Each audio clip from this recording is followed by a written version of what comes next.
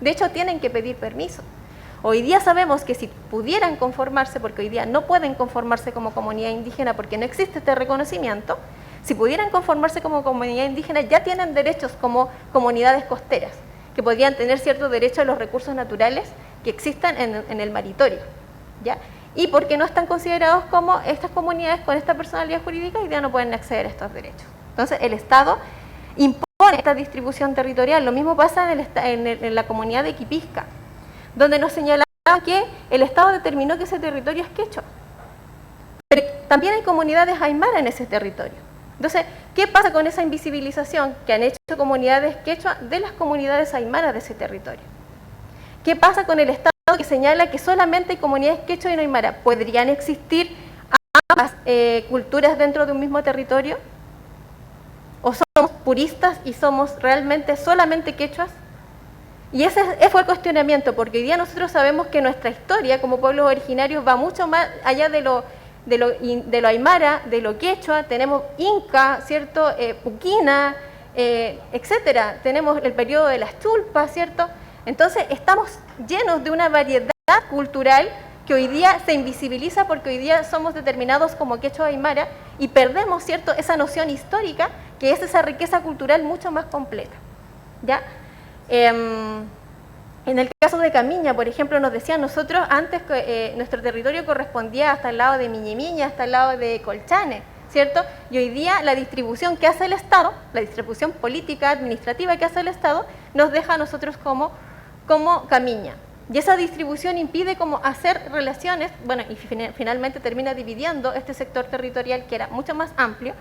Y aquí el problema está en que cuando dividimos, ¿cierto?, el Estado considera las dinámicas territoriales internas y distribuye arbitrariamente, ¿cierto?, el territorio, produce quiebres administrativos, quiebres de gestión y quiebres finalmente de una separación territorial y quizá también cultural rica, ¿ya? Eso como cuestionamiento, ¿cierto? No se está hoy día imponiendo que esto es la verdad, pero lo que queremos dejarle acá es las reflexiones que se presentaron, para que las reflexionemos y pensemos. Respecto a los impactos sociales vinculados a proyectos extractivos, respecto a la integridad cultural, ¿cierto? En eso estoy en relación. Los proyectos extractivos causan problemas a nuestra integridad cultural, porque nos habían señalado, llegan a nuestros territorios y algunos de nuestros hermanos venden agua o venden tierra. Entonces, ¿qué pasa? Generan conflictos comunitarios. Y uno de los elementos centrales de nuestra integridad cultural es el valor de lo comunitario. Y cuando perdemos el valor de lo comunitario porque hay quiebres en los conflictos sociales, perdemos un elemento esencial de nuestra cultura. Entonces, por ende, los proyectos extractivos generan problemas en los conflictos, generan problemas en la integridad cultural. La integridad cultural es como la desvalidación de los conocimientos tradicionales. ¿Ya? Aquí se nos mencionaba, por ejemplo, que ya no se escucha mucho a los hermanos mayores respecto a dónde emplazarse en el territorio. ¿Ya? Nos mencionaba con el problema del agua, del río, que causa muchos problemas en las personas porque el río se lleva a casa, se lleva a chacra, etcétera. Pero eso tiene una responsabilidad, o sea, tiene un tema cultural de fondo, que culturalmente nuestros hermanos mayores sabían dónde situarse y dónde no, porque respetan los flujos de la naturaleza que va a tomar, que el agua, dicen, tiene memoria, y va a tomar esos cursos de agua. Sin embargo, hoy día generaciones más jóvenes no respetan, ¿cierto?, estos conocimientos que son quizás de más hermanos mayores, y lo que provoca son estos conflictos, que finalmente tenemos graves problemas por el tema de la lluvia, ¿cierto? Respecto a la pérdida de la lengua materna, derivada de la discriminación social estructural. Ejemplo, el sistema educativo. Ya. Respecto a la pérdida de la lengua, se mencionaba, por ejemplo, la reparación histórica que debe hacer el Estado respecto a cómo obstruyó que nuestras comunidades pudieran dar continuidad a su lengua materna, porque no se pudo transmitir. Nos contaban en otros espacios que algunas personas mayores eran amenazadas con pistola por hablar una lengua. Debían ocultarlo y no la transmitían a sus hijos por miedo, para que no fueran discriminados, para que no se vieran enfrentados a situaciones de violencia. Y tenemos un grave daño en relación a la lengua, y que hoy día existe existe en el sistema educativo, porque por como sabemos, hoy día no se enseña la lengua aymara o la lengua quechua, que estamos en un territorio aymara quechua, no se enseña la lengua en nuestra escuela, y tenemos un sistema educativo que invisibiliza que existen comunidades quechua aymara que quisieran aprender la lengua así como se aprende el inglés. Entonces, el sistema educativo todavía reproduce esa discriminación que hay hacia nuestra lengua. La inexistencia de mecanismos de protección de la herencia cultural y originaria. ¿A qué se refiere este punto respecto a la identidad cultural? Nos hablaba una textilera que nuestros diseños y nuestras iconografías que están en las textilerías hoy día son tomadas por empresas privadas y son adoptadas y son distribuidas, ¿cierto?, como diseños propios de empresas privadas, ¿ya? Siendo que la mayoría de esas iconografías, ¿cierto?, corresponden a derechos de propiedad colectivo de nuestras comunidades, y hablamos de la textilería en este caso, hablamos de iconografías que están dentro de nuestros territorios como los petroglifos, como los geoglifos también, que se han tomado, ¿cierto?, hasta por empresas mineras con estos logos, ¿cierto?, y adoptan nuestras iconografías sin pedirnos ningún permiso. Bueno, y la reflexión es que si nosotros tomamos una iconografía de una empresa privada, ¿qué nos pasa a nosotros? Somos sancionados, pero si alguien toma las iconografías de parte de los pueblos originarios, no pasa absolutamente nada. Esa es la reflexión, ¿ya? Entonces hay un problema respecto a cómo protegemos la propiedad de nuestra herencia cultural, ¿ya? La propiedad, pero la propiedad colectiva. Y ahí está el gran desafío. Y esto en relación también con las hierbas medicinales nos contaban, ¿ya?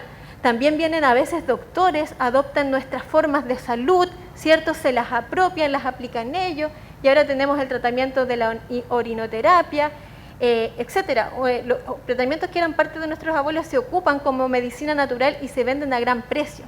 Pero también muchas de estas personas extrajeron estos conocimientos de nuestras comunidades y hoy día, como tienen un título universitario, pueden venderlo, pueden ofrecer este tipo de conocimientos, ¿ya? Además de eso, en un momento en Colchane, ¿cierto?, se estuvo denunciando la extracción excesiva de la yareta, por ejemplo, cuando se descubrió que era una medicina bastante importante y cualquier persona estaba yendo a arrancar yaretas. Entonces, ¿cómo protegemos a nuestras hierbas medicinales? También respecto a las semillas, estamos hablando de la protección de nuestra propiedad colectiva, ¿cierto? ¿Qué pasa con las semillas?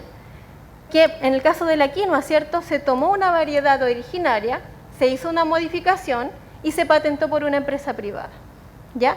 Entonces, nos tenemos resguardado, y este es el gran problema que se presentó en varios cabildos territoriales.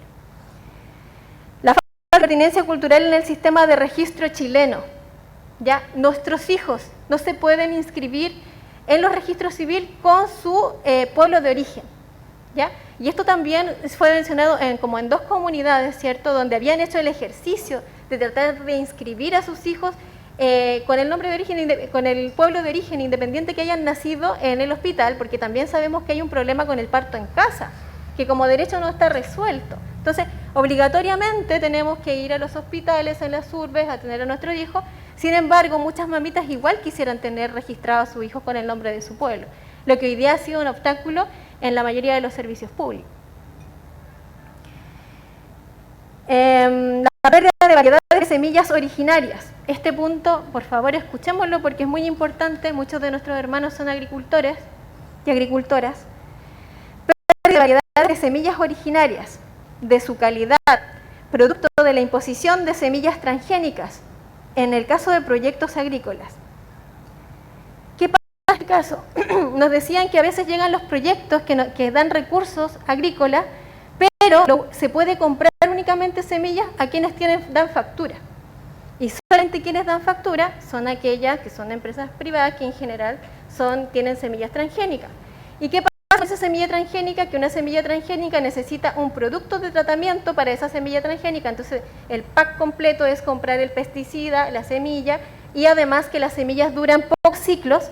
Ya no tenemos esa calidad de que nuestros hermanos, ¿cierto?, guardaban las semillas de generación en generación, que las intercambiaban de generación en generación, que duraban muchas nuevas temporadas, ¿cierto?, y que se podía decir que tenemos semillas originarias que además tenían gran calidad, ¿cierto?, que es el otro problema que nos señalan, que las semillas transgénicas hoy día se ven muy bonitas por fuera de los frutos, pero uno lo abre y es como polvo, ¿cierto? Entonces, ¿cómo está perjudicando el ingreso de semillas transgénicas, la pérdida de semillas originarias, la pérdida de prácticas culturales respecto a